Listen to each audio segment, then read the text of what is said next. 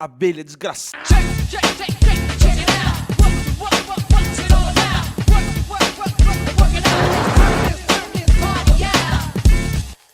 Para que servem os seres vivos?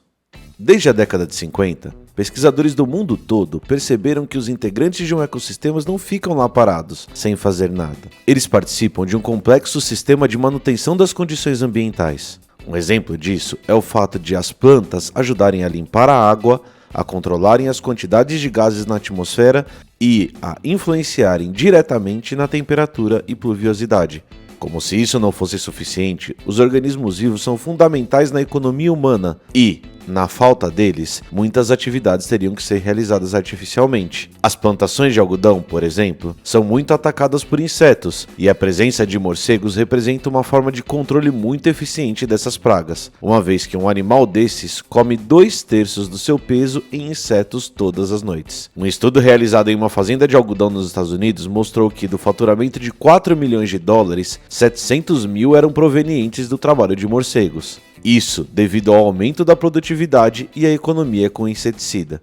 Se partirmos desse ponto de vista, precificar os serviços fornecidos da natureza pode ser bastante interessante. Afinal de contas, não é difícil convencer um fazendeiro a conservar os morcegos, que o tornam 700 mil dólares mais ricos todos os anos. Se quiserem saber mais sobre esse assunto, assistam a esse episódio do Ponto em Comum, feito pelo brilhante Davi Calazans, em que ele tenta explicar quanto custa a natureza. Mas o que isso tem a ver com as malditas abelhas? As abelhas são excelentes polinizadores, sendo responsáveis por 70% da produção de frutas, legumes e sementes no mundo todo. O trabalho desses animais vale aproximadamente 200 bilhões de dólares. Acho que isso vale por uma picadinha ou outra, né? Se defender o morcego já parecia fácil, defender a abelha é mais ainda. Mas no Garrancho nada é tão simples assim.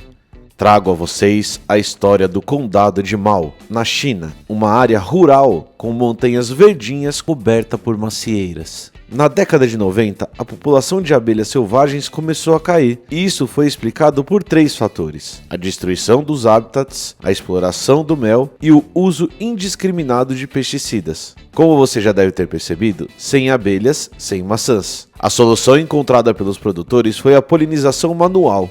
Isso mesmo!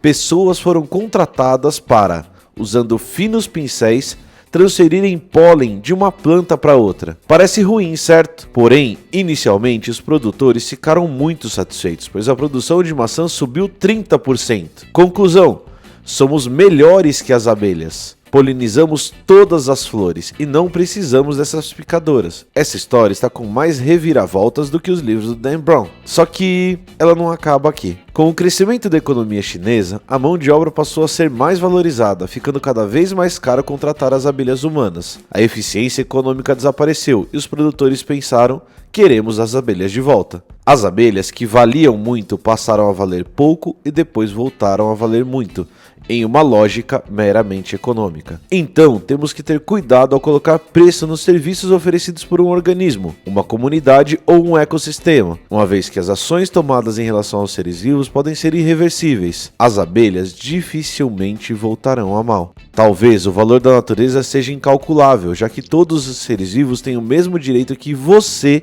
de estar no planeta sem precisar servir para nada. Afinal de contas, antes de pensar para que servem as abelhas, você deveria pensar para que você serve. É isso! Se você gostou, não esqueça de deixar o seu joinha. Espero que você valha milhões! Até a próxima e... desculpe pelo garrancho.